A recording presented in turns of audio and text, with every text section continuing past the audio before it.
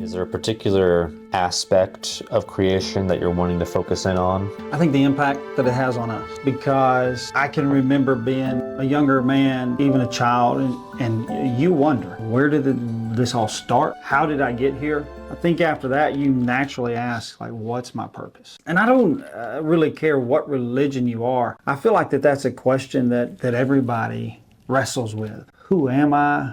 Where did this begin? How did this start? And the only religion out there that has the bold answer of, I know, is Christianity. And I say is Christianity. Some may say that the Jews also can hold to Genesis. But then, as we'll look at later tonight, you see John 1 and 1. Mm-hmm. And we get the more complete picture in Christianity of that. But I think it's a worldwide, religion-wide, culturally wide question of where did we begin? So let's start with Genesis 1 and 1. Genesis 1 and 1. And probably most of the audience listening has this even memorized. From the English Standard Version, it says, "In the beginning, God created the heavens and the earth." And so then you see verse 2 leads us into what it looked like. The earth was without form and void.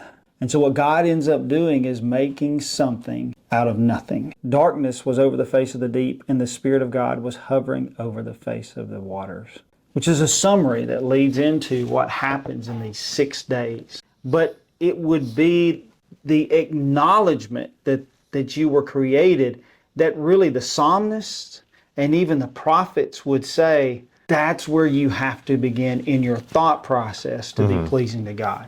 But I do find it interesting in the historical and cultural context of when Genesis would have been written, that the mythologies of the surrounding peoples, their creation myths were very much centered around the deities or the main deity having to do some type of cosmic battle with the forces of chaos in order to create the world. Whereas in Genesis 1, it's a very peaceful and serene process. God doesn't have to fight anyone to create the world. He doesn't have to fight anyone to mold order out of chaos. All he has to do is say something and it happens. And so I think even from the very beginning, the Judeo-Christian God and the Judeo-Christian worldview was fundamentally different from the religions of the time. Notice even then as you go back to the ancient cultures, they still were looking for a beginning, and it was this form of creation in some form. Even it was this battle. I think it's interesting how our thought process has changed now to where that something comes out of nothing, right? And it's with no force or power, no intellect behind it. And so it really goes away from this concept of creation. I've noted before that evolution is kind of a new age thinking. It wasn't there in the older and ancient civilizations. Although what's funny about that, though, is that even the way they talk about, say, the process of natural selection, the way they speak about it almost speaks to an acknowledgement of some type of intelligence guiding the process of evolution. You can't get away from framing it in such a way that there is some type of intelligence behind it, whether it be God or whether that be the natural processes.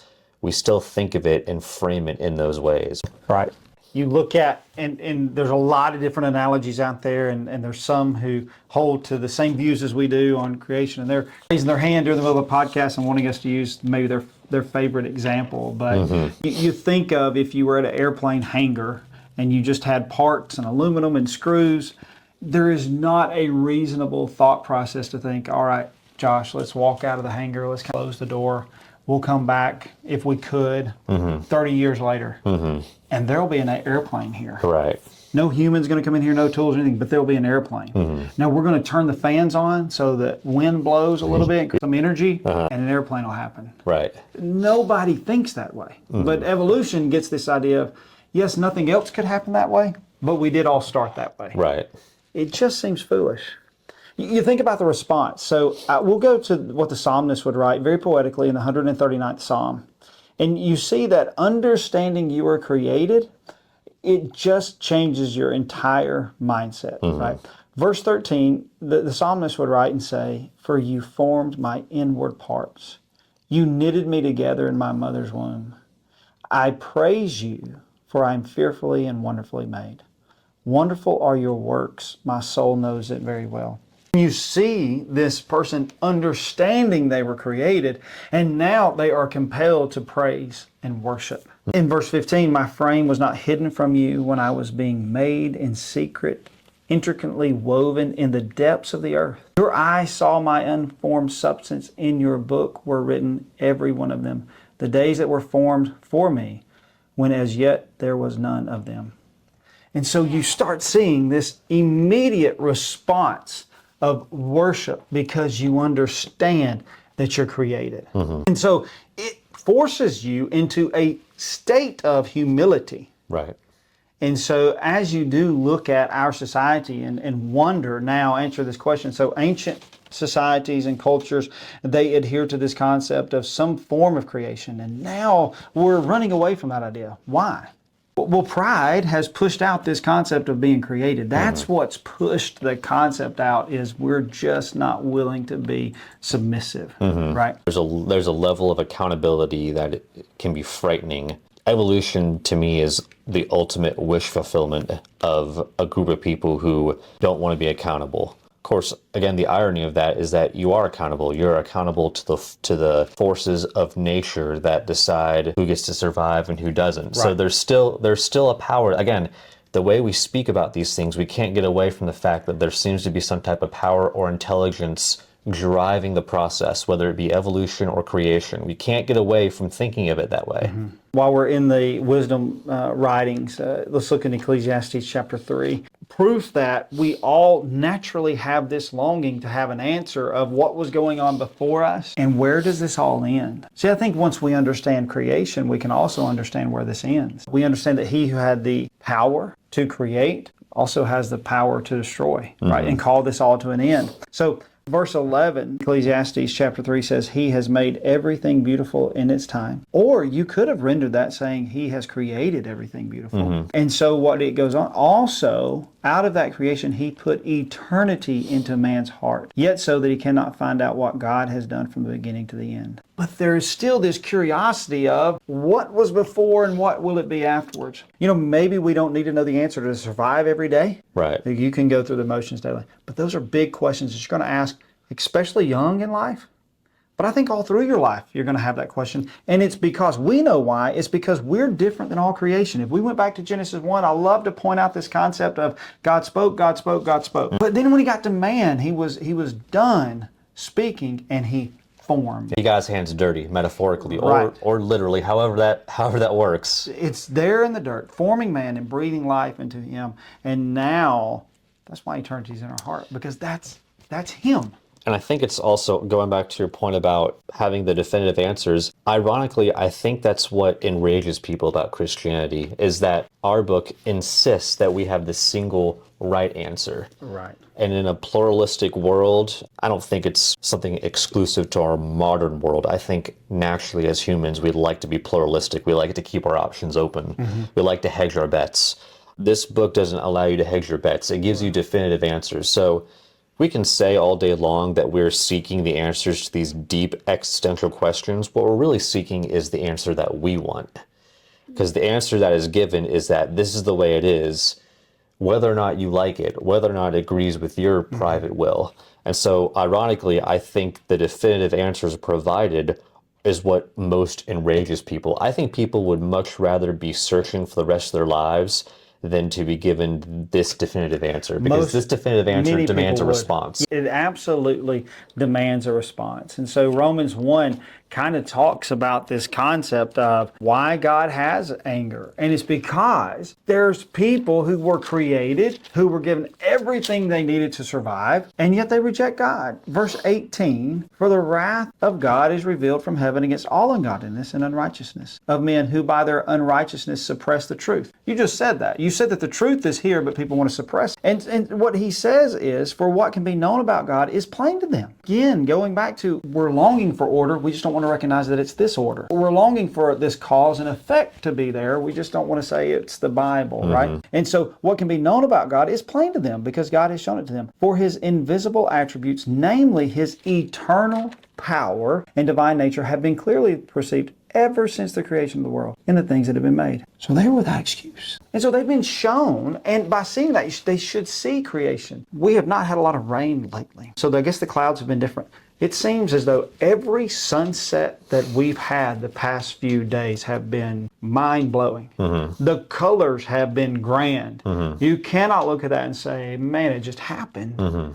That creation speaks to Him. And that even in a time of somewhat of a drought in this area, we're looking and seeing God is there. Right. He's going to take care of us. And so, yes, it demands a response. Verse 21 says, for although they knew God, they saw the sun, they reaped the benefits of the rain, they did not honor Him as God or give thanks to Him, but they became futile in their thinking, and their foolish hearts were darkened. And that's what happens is they rejected that Creator, they rejected that creation story, and they became hardened. And here's what's funny about verse 22 is it speaks to the culture that we have around us today. Claiming to be wise, they became fools. And how often do you watch on YouTube somebody talking about atheistic ideas, non-creation beliefs, and you think, that doesn't fit. You can't make that leap and go there. You left out some details. But they claim to be wise, but they became fools. What they did is they exchanged the glory of the immortal God for images resembling mortal man and birds and animals and reptiles. Yeah, because here's the thing. How can you even trust that your own thought process is legitimate if you're just one tiny link in a chain that could be going on forever? How do you know that people 2 million years from now will be so highly evolved that your line of reasoning looks like absolute foolishness? Right. So how can you say definitively that whatever construct you've made as to how the universe came about is legitimate or not? You can't even trust your own reasoning. You can't even trust your own mental faculties. And you've just, because we're going to worship. Let's go back to what the Ecclesiastes writer said. He's put eternity in our hearts. We're going to worship. Study of societies and cultures will tell us you will worship. Joshua would say to his people that you choose you this day whom you're going to worship, but you're going to worship. And so all they've done is they've exchanged the immortal God for images resembling mortal. They've changed it to now we worship the man who's successful, or we worship architect, or we worship something. But they're just exchanging it now. A lot of times in evolutionary ideas, we've just exchanged it for our own superior intellect. Yeah, I found in listening to people who are on that side of the fence, they speak of their ideas in a way that is almost religious. They speak of it with a religious fervor, with a religious zeal. Has the coming off of June Pride movement not turned into a religion? They speak of it and they act on it in a way that is very reminiscent of religious movements. You're going to be religious for something. You are. You might slap a new coat of paint on it and call it whatever you want, but it is still the basic religious eternity in our hearts impulse. That's right. So we can close our thoughts in John 1 talking about the beginning, but I think for the next few times that we get together, we're going to go through the book of beginnings, because you see so much beginnings. Next week we're going to talk about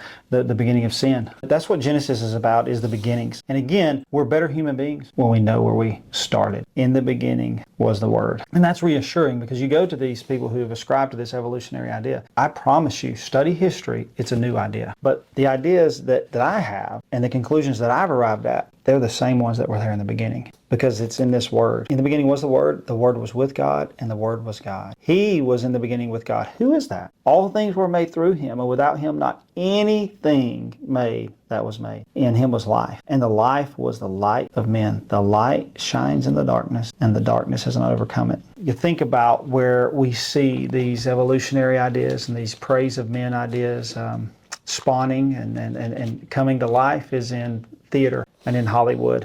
What's funny about verse 5 is Hollywood still writes 90% of all stories to the light overcoming the darkness. Star Wars, which they've tried to ruin with some ideals that they have and political views. People loved it because it spoke truth. Don't misunderstand me. I'm not saying the divine, but that deep truth that's true and has been since the beginning, which is the light overcomes the darkness. Let's go back to Genesis 1 and verse 1. There was darkness and it was void. And the first thing God said was, let there be light. And then verse 14 tells us the answer to all this that we could have. We should have questions concerning John chapter 1, verse 1 through 5. It should spark some questions. And then verse 14, and the Word that I was talking about in verse 1 became flesh. Wow.